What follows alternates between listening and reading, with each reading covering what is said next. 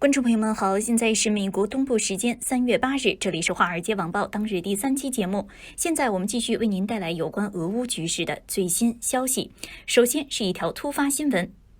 克里姆林宫宣布，普京签署有关于限制产品和原材料进出俄罗斯法令，将在12月31日前禁止向俄罗斯联邦以外的地区出口任何产品和原材料。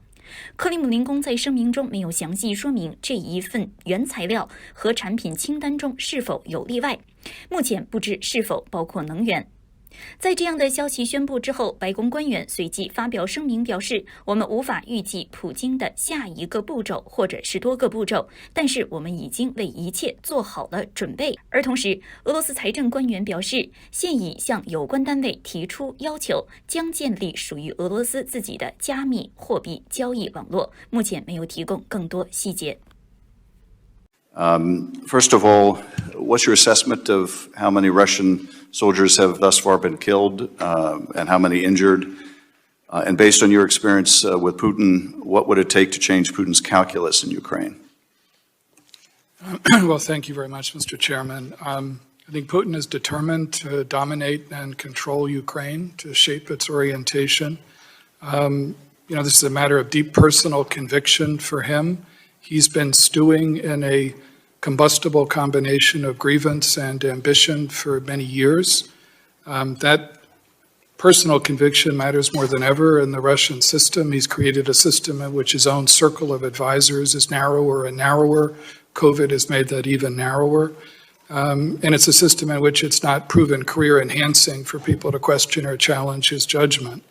So he's gone to war, I think, on the basis, Mr. Chairman, of a number of assumptions which led him to believe that Russia faced a favorable landscape for the use of force against Ukraine this winter.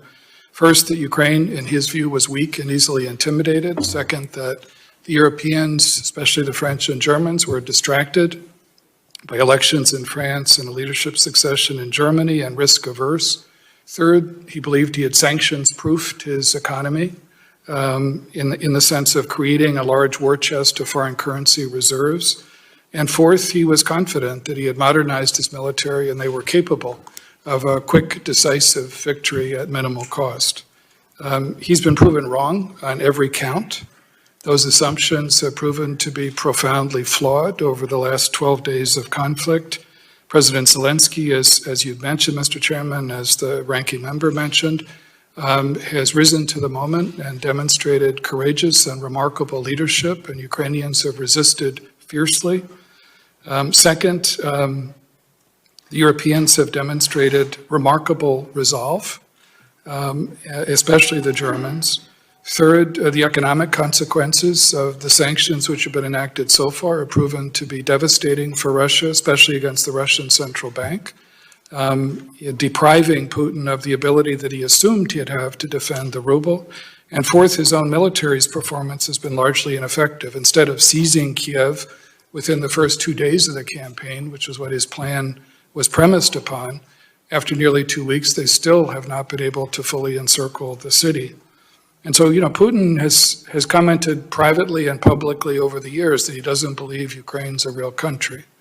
He's dead wrong about that. Real countries fight back. And that's what the Ukrainians have done quite heroically over the last 12 days. As you said, Mr. Chairman, I think Putin is angry and frustrated right now.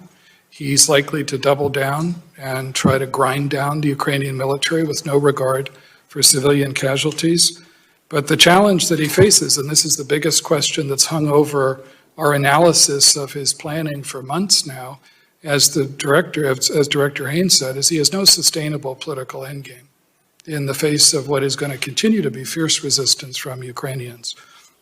So I think that's what his calculus has been, and I think that's the reality of what he faces today. In terms of casualties, I know General Barry may want to comment on that, but there have been far in excess Russian military casualties killed and wounded, far in excess of what he anticipated, because his military planning and assumptions was premised on a quick, decisive victory, and that has not proven to be the case. Director Barry, are you able to comment on that? And also, this massive column heading toward Kyiv, now maybe two massive columns, Public reports suggest that they've run out of fuel.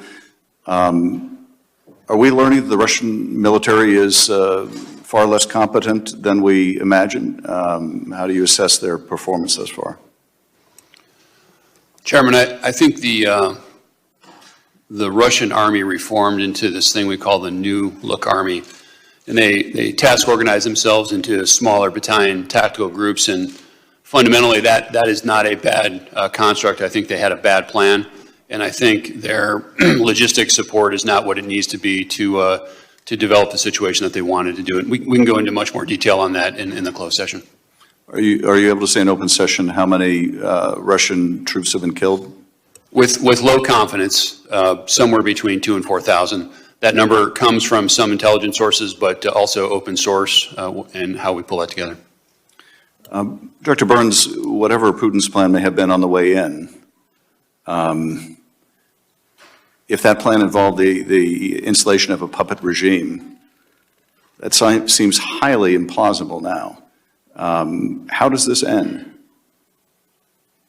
Well, that's the core question, Mr. Chairman. I think Putin's assumptions, as I said before, have turned out to be profoundly flawed. I failed to see, and our analysts failed to see, how he could sustain a puppet regime or a pro-Russian leadership that he tries to install in the face of what is massive opposition from the Ukrainian people. In many ways, it's been Putin's aggression going back to 2014 in Crimea that's created the strong sense of Ukrainian nationhood and sovereignty that he faces today. So I fail to see how he can produce that kind of an endgame. And where that leads, I think, is for an ugly next few weeks in which he doubles down, as I said before, with scant regard for civilian casualties, in which urban fighting can get even uglier. Because the one thing I'm absolutely convinced of, and I think our analysts across the intelligence community are absolutely convinced of, is the Ukrainians are going to continue to resist fiercely and effectively. Representative Speer. Thank you, Mr. Chairman. I share with all of my colleagues really bipartisan support for the extraordinary leadership you've all shown, and I know you've been working long hours, and we're deeply grateful to you. I want to associate myself with Mr. Fitzpatrick's comments. I believe that the American people think we need to do more. And to call this unprovoked is actually modest. It is premeditated. It is savage. It is unconscionable brutality. And we're going to watch a genocide happen in Ukraine if we don't create our own red lines. So I guess I'd like to start with you, Director Burns, because you know Vladimir Putin better than probably anyone else in this room. He's already said he has a red line, which is the economic sanctions. That was, the beginning of World War III. He clearly wants to recreate the Soviet Union and pick up all the Balkan states. Why are we somehow reluctant to recognize that he's willing to go as far as he needs to go? Well, Congresswoman, I think Putin's actions, especially in the last 2 weeks, and they have been premeditated and they have been savage, just as you described, I think should remove any doubt about, the depth of his determination, not just with regard to Ukraine, but in terms of, how he exercises Russian power. I would, however, say that what he's been met with since then, first and foremost by Ukrainians themselves and their courage and their heroism and the strength of their leadership, has surprised and unsettled him. I think he's been unsettled by the Western reaction and allied resolve, particularly some of the decisions the German government has taken. I think he's been unsettled by the performance of his own military. I guess, excuse me for interrupting, Sure. but do you, knowing as much as you know about him, he's not going to stop at Ukraine, correct? Well, I think that's what makes it more important than ever to demonstrate that he's not going to succeed in Ukraine.